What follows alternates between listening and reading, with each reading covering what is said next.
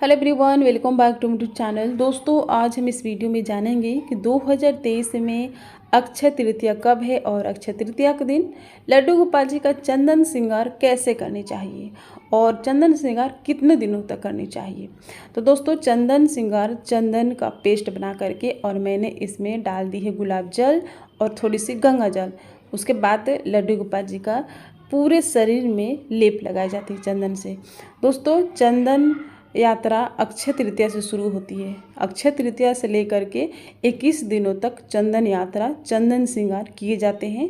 लड्डू गोपाल जी के ठाकुर जी के पूरे शरीर में चंदन की लेप लगाए जाते हैं। दोस्तों, अगर आप पूरे 21 दिनों तक ठाकुर जी के पूरे शरीर में चंदन नहीं लगा सकते हैं, समय नहीं है, तो आप अक्षय तृतीया के दिन ठाकुर जी के लड्डू गोपाल जी के पूरे शरीर में चंदन का लेप लगा करके श्रृंगार कीजिएगा और विधिवत पूजा कर लीजिएगा।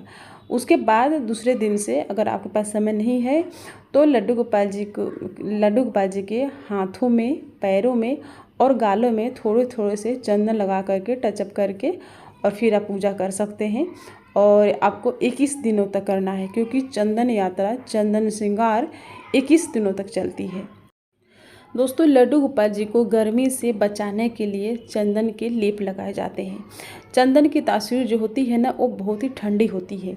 तो लड्डू गोपाल जी का जब पूरे शरीर में चंदन का लेप लगाए जाते हैं तो लड्डू गोपाल जी को गर्मी बिल्कुल भी नहीं लगती।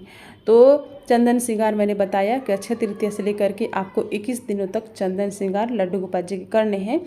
और पूरे शरीर में नहीं कर पाते हैं तो अक्षय तृतीया दिन तो पूरे शरीर में कीजिएगा और बाकी दिनों में गालों में, हाथों में, पैरों में टचअप कर लीजिएगा। तो इस तरह से भी चंदन श्रृंगार हो जाएंगे। दोस्तों, लड्डू गोपाल जी का चंदन श्रृंगार स्नान कराने के बाद कराना चाहिए। सबसे पहले इनका स्नान कराना चाहिए। स्नान कराने के बाद भोग लगाना चाहिए और भोग लगाने के बाद चंदन श्रृंगार करना चाहिए। चंदन श्रृंगार करने के बाद लड्डू गोपाल जी की फिर भोग सेवा करनी चाहिए, इनकी आरती करनी चाहिए, धूप दीप दिखानी चाहिए।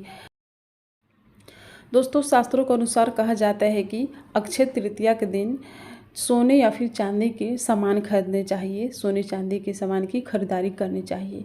तो दोस्तों, अगर आप चाहते हैं तो लड्डू गोपाल जी के लिए चांदी के या फिर सोने के जेवर ले सकते हैं, उनके लिए कंगन ले सकते हैं, कड़े ले सकते हैं। आपका जो भी इच्छा हो आप उनके लिए ले सकते हैं अक्षय तृतीया के दिन, या फिर खुद के लिए भी ले सकते हैं अक्षय तृतीया के दिन। दोस्तों, तो ये मेरे लड्डू गोपाल जी का चंदन श्रृंगार हो गया। अब इनके बना दूंगी लिप्स, और ये लिप्स में बना रही हूँ कुमकुम से। आप लाल चंदन से भी बना सकते हैं, पीला चंदन से भी बना सकते हैं। श्रृंगार अपने ऊपर है कि आपको श्रृंगार कैसे करना है, कितना करना है श्रृंगार, ये कुल अपने ऊपर डिपेंड करती है।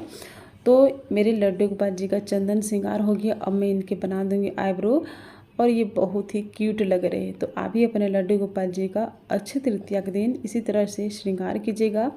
अगर आपको और अच्छे तरह से आते हैं श्रृंगार करना तो आप और अच्छी तरह से श्रृंगार कीजिएगा। तो ये मेरे लड्डू गोपाल जी का श्रृंगार हो गया। और अक्षय तृतीया के दिन लड्डू गोपाल जी का विधिवत रूप से पूजा करनी चाहिए। और अक्षय तृतीया के दिन लड्डू गोपाल जी को ठंडी ठंडी चीज़ों का भोग लगाने चाहिए। तो दोस्तों, ये जो वीडियो है बिल्कुल डायमो वीडियो है, मैंने आपको जो दिखाई है। तो ये मेरे लड्डू गोपाल जी का श्रृंगार हो गया। और मैं इनको पहना दूंगी हार। दोस्तों, आप वस्त्र भी पहना सकते हैं, तो मैं वस्त्र नहीं पहना रही हूँ क्योंकि मेरे लड्डू गोपाल जी चड्डी पहने हैं।